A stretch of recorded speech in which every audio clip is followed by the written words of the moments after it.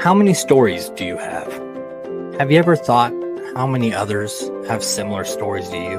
Welcome to Merging Lanes Podcast, a fan-based podcast where I take your story and find others similar online. If you have a story that you'd like to submit, email it to jukeboxginger88@gmail.com.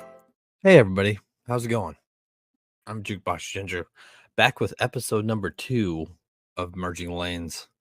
You know, it's very common for families to take nightly strolls, and even people just going for walks around the neighborhood, or maybe there's a common trail that you like to use.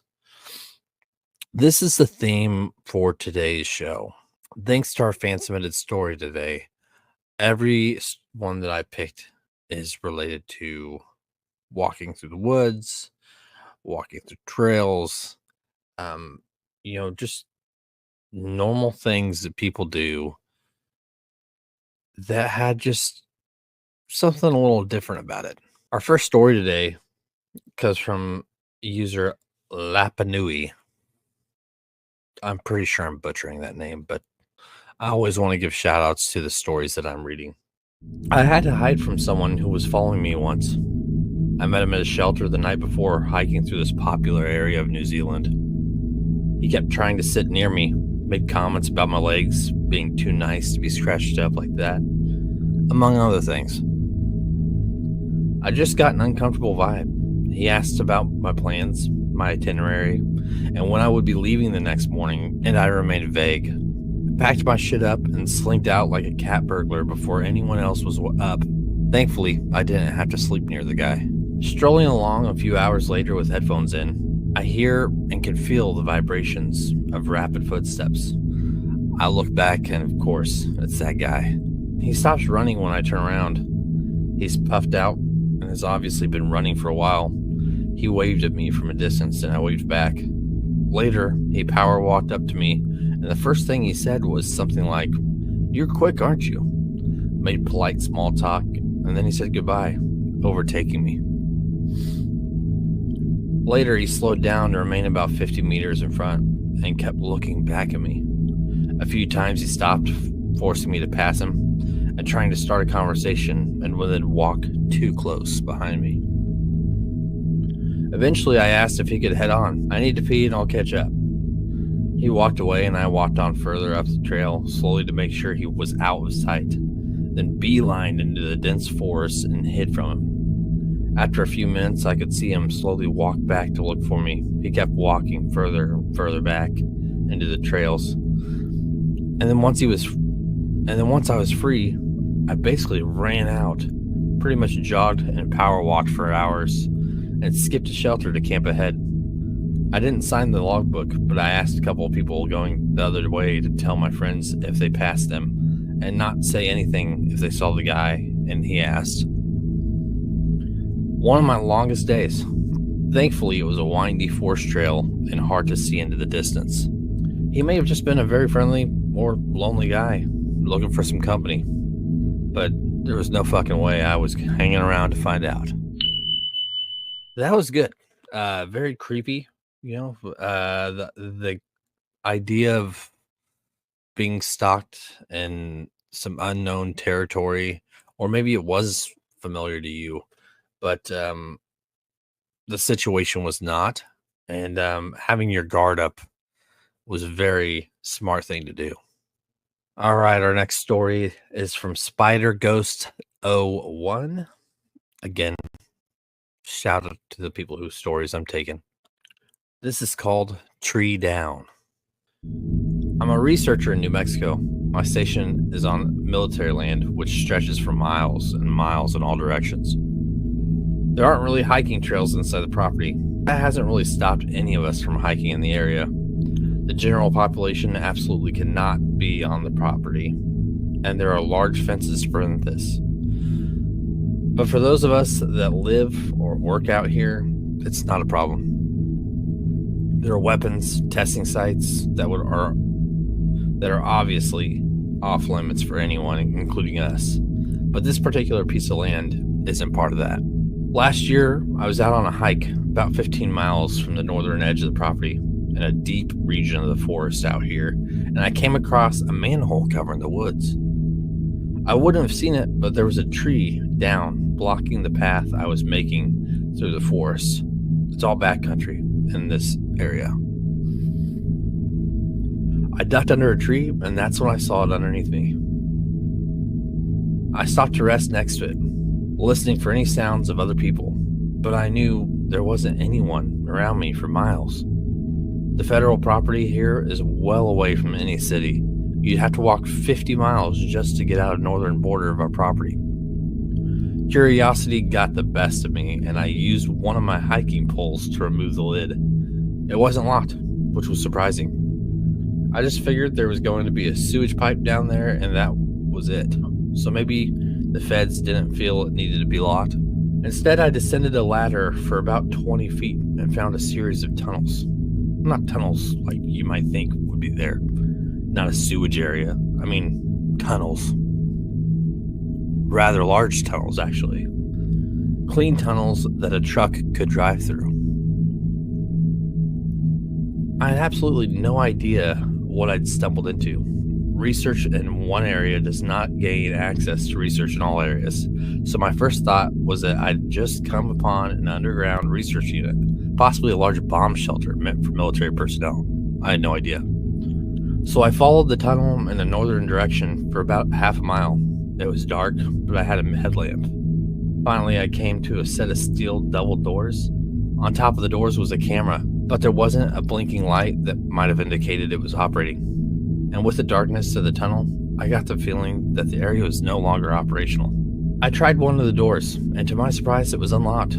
It creaked on its hinges, but swung open without too much force. Have you ever seen Raiders of the Lost Ark? The end scenes show the giant warehouse with all of these wooden crates, one of them being the Ark. What I saw was like that. A giant warehouse with so many crates I couldn't possibly guess the number. 10,000 maybe? I don't even know. They weren't wooden though. They were all steel, and none of them were marked. Most of them were the size of a love seat or a small table. Some were bigger. And it was pitch black. The only reason I could see anything was because of my headlight. Have you ever been in a pitch black abyss with only a headlamp?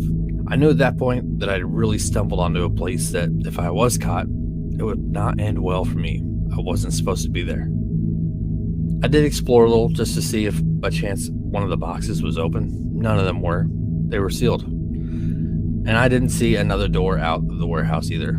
Eventually, I went back to the tunnel and then up through the manhole again. I then marked the location so that I could come back up one day soon. I wanted to bring my friend with me to show him what I'd found. A month later, we were back at the area, but when I approached the area that I knew was correct, instead of the downed log, there was a 10-foot high fence around the manhole. It encompassed about 100 meters of area around the manhole. We left quickly. Obviously, either the camera on the door was working, or there was another camera that I didn't see, but someone saw me. I think they probably thought I was just a random person. Maybe they never got a good look at my face on the camera. I don't know. But the warehouse and its secrets keep me up at night. And so does the feeling that I'd stumbled upon something that I wasn't supposed to know about. You know, I read this first before picking it for this episode, and it gives me creepy vibes. You know, it's one of those stories that's, if you were in that position, how would you react? I honestly don't know that I would have went down there by myself. And I'm not someone who scares easily.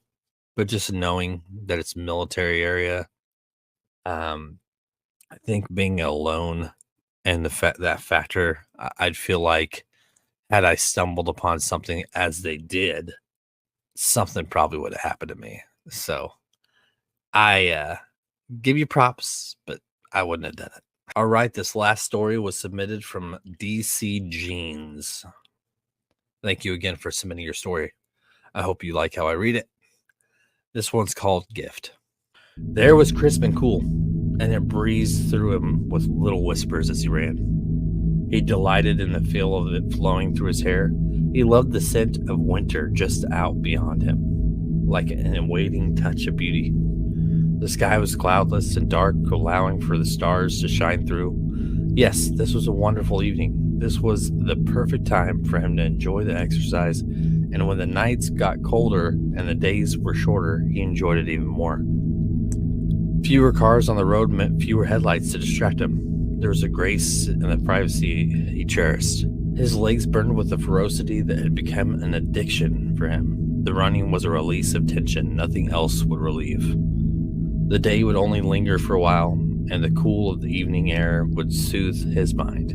The thump of his shoes, the only sound in the night, and pools of hazy streetlights were the only artificial guides to his path.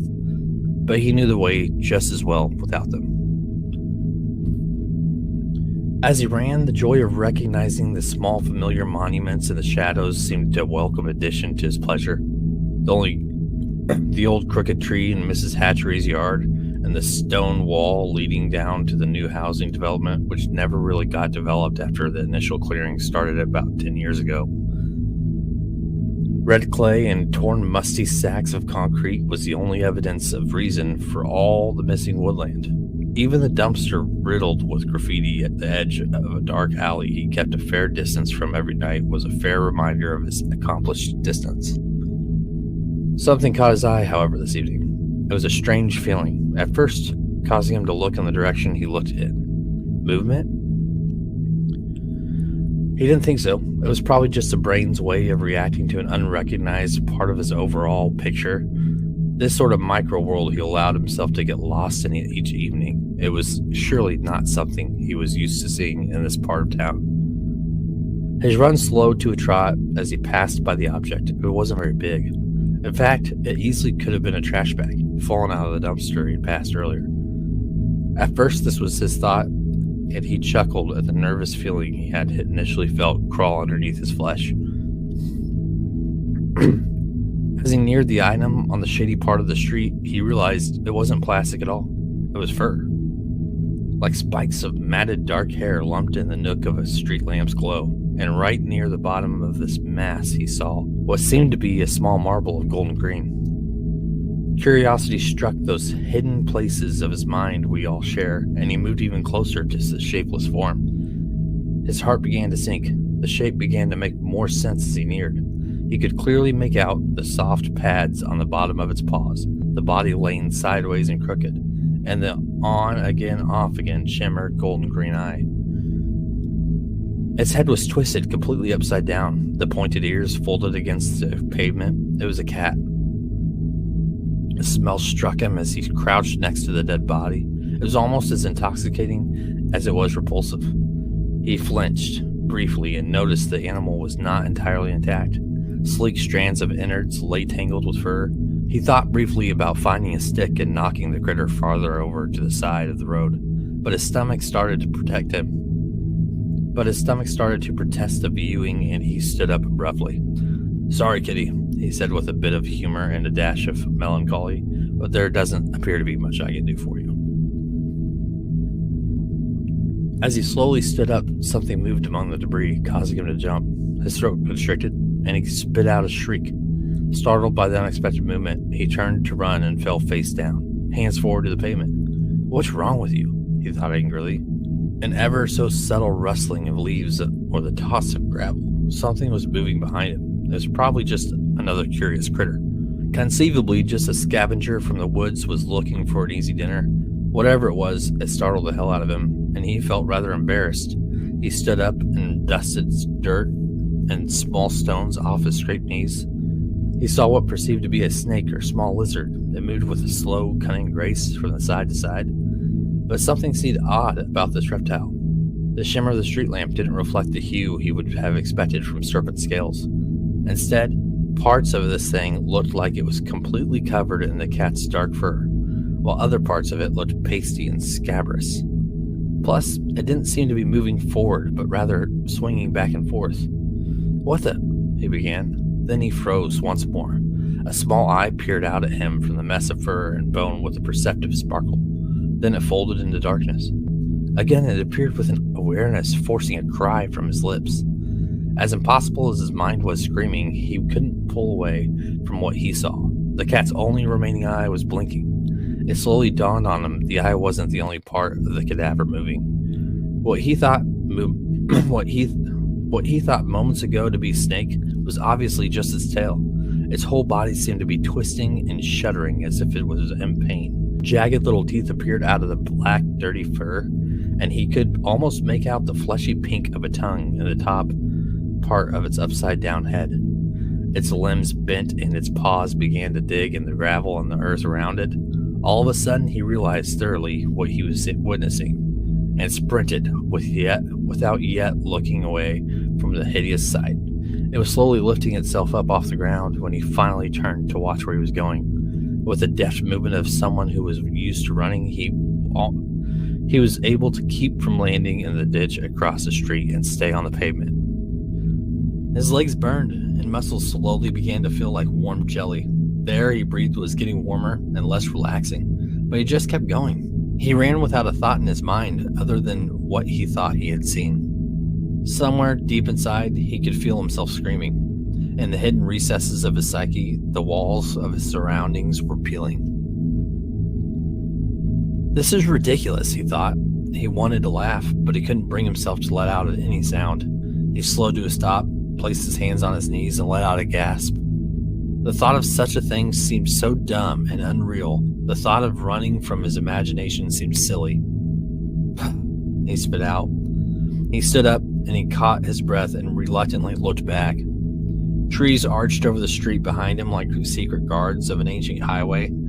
Just outside the dim light of the street lamp, he couldn't make out much, but he was becoming less concerned. The thought of what had startled him made him feel sick with embarrassment. He stood there, just waiting for some sign of movement. Seconds, possibly moments passed. The road was silent. He let out a laugh and began to turn back to the direction he was going in when he saw something out of the corner of his eye. A chill seized his heart for a moment. He couldn't, as much as his reason and instinct screamed, look away. His body wouldn't budge. His eyes would not close, and he stared even more horrified than the first time he saw it move. Barely the shadow of a cat, the scrawny form moved in a jagged grace a marionette might have been proud of. It was momentarily a part of the shadows behind it and then melted away, independent of the darkness that engulfed it. As much as he really wanted to, he could see no strings and nothing to push the creature along but his own will. The head bounced and dangled from its broken neck like a ball in a sack. The head bounced and dangled from its broken neck like a ball in a sack. The one eye shimmered in the moonlight with a secret it wanted to share. Entrails dragged below in its torn belly, holding on to whatever was left inside to hold on to. The mouth opened and closed as it came closer. Then he thought he could hear something. It wasn't quite the sound of a cat might make, but it was disturbing. A shriek forced its way out of his tortured thoughts, tore through his stomach, and burst out of his throat in a harsh grunt. This time he looked where he was before running. This time he ran without looking back. The thing was behind him. He was sure of it. He knew just beyond his point of hearing the animal, which really wasn't an animal anymore, was padding its way down the same path he was on. Something just out of earshot called out to him. It might have been a sound like nails on a chalkboard, just piercing enough to give his arms a chill, but not quite loud enough to know what the sound was supposed to be. The thing was calling out to him. He knew it. It wanted to be held. It wanted to be fed. He knew it wanted to be fed. As far as the street seemed to go in front of him, he knew he was almost home. He wanted to smile. He wanted to laugh. All he could do was force himself to look forward and keep running. He had vaguely noticed the graffiti-covered dumpster as he passed it, but hadn't even really seen the open field originally intended to be the new neighborhood. Only a few more street corners, he thought. Heat burned through his veins and he pushed harder and harder. He was almost sure he could make it, but the lingering thought, the thing pursuing him, was closer than it should be. He strained to hear anything behind him, but heard nothing strange. Wind blew through the leaves above. Somewhere, a dog gave off a startled bark. Otherwise, it all seemed normal. He would not look back. There was no internal argument. He would not look back. The door slammed behind him in a rattle, and he felt like he could have broken the deadbolt as he locked it. His breath His breathing hurt and his lungs were ready to explode, but this time he laughed out loud. His legs finally dissolved out from under him, and he fell to the floor, his home. Ah, he let out finally, and he raised a fist to the door. Go back from where you came. He felt a sense of pride swelling up from deep within. The confidence he felt quickly ran like a small animal and hid itself once more in the recesses of his psyche. Faintly, ever so slightly, he heard something on the other side of the door. The scritch, scritch, scritch of what sounded like tiny claws on wood wafted through his ears and jabbed down into his heart with his icy grip. Screams tore from his mouth as he burst down the hall, up the stairs and into his bedroom, where the door abruptly crashed shut behind him. The peal was faint, but persistent. Staring out as a whisper, the sound grew to a throbbing crescendo and then faded again. Just as the sound dimmed from his hearing, another chime would pierce through the comfortable silence. Unrelenting, the cool sound dug deeper into the warm darkness of his slumber. Go away, he yelled, and slowly began to wake. His head throbbed as he focused his vision on the gleaming red images of his alarm clock. The awareness of how late the day had gotten came when it also dawned on him what the toll was, rousing him from his sleep. Oh, crap! The doorbell once again beckoned from the hallway. Sneakered feet hit the floor, and he saw he had slept all night in his running clothes. Fatigued, confused, and slightly embarrassed, he pressed down his jogging shorts and made his way down the stairs. The doorbell continued its insistent song. How long was I out? He asked himself. I'm coming, he yelled over the din. Just hold on. The door opened without so much as a squeak, and he was already in the middle of saying sorry when a young woman pushed past him and walked in the entry. What the heck? She said, with a look of frustration that only moments before was of concern. I thought we were getting together for lunch, but when I called... I know, he said, looking down at the floor, momentarily, then up to her. He could feel his face beginning to grow warm. I must have had a rough night. Don't remember much of it, but man, did I sleep. She wrapped her arms around his neck and pulled herself up to his face, giving him a kiss. I'm just glad you're okay. When you didn't answer the phone, and then I came over and knocked, she smiled up at him. No, I'm fine, he said, pulling his arms tight around her waist. Just a really crazy night, I think. Let me grab a quick shower, and we can head out, okay? What were you doing last night? She called after him. Were you drinking? No, he yelled back, thinking he sounded a little more defensive than he meant. Actually, I just went out for a jog, and... He cut off. And what? And? She called after him. And I don't really remember, he replied with a chuckle. I remember going out and running, but not much more after that. I went jogging, and well then, I woke up to you being here. He jumped in the running water, washed up, jumped out, and got dressed. They walked hand in hand to the front door and began to step out. She stopped abruptly, looking down at the front step, and then at him with a smile on her face. Did you get a cat? You know I love cats.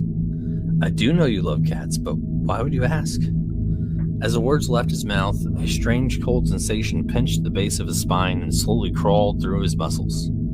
He stared into her smiling eyes and didn't want to pull away from their beautiful gaze. Well, it looks like someone brought you a gift, she said, and it sure looks like the kind of thing a cat would do. What on earth are you talking about? He asked. Some vague thought about the night before made him chuckle, but the end of his question stuck in his throat. An awful smell seemed to permeate the area, and quietly, secretly, something landed hard in his gut, coming close to matching the cold spreading through his muscles, and he could feel its need to make its way up and out. Lying in a clump of fur and gravel was the messy form of what he guessed to be a small body of a mouse or vole. A trail of muddy and fractured paw prints led from the carnage out into the bushes in front of his house. With horror, he noticed that along and in between the prints were what looked like tattered pieces of dried cold cuts. Or perhaps, in some insane world, these were the innards of some ruined animal. All right, DC Jeans, thank you so much for submitting this story to Merging Lanes. It's always exciting to read other people's work, and doing this show is going to be very exciting for me because there's not going to be a specific genre or style of show. It won't necessarily be horror or comedy. It will be whatever the fan submits, and I will base the other stories around it. So I do appreciate you in submitting this story to the show, and we will have so many more to come, guys. So if you have a story that you would like to submit to Merging Lanes, email me, jukeboxginger88@gmail.com, and I will get back to you.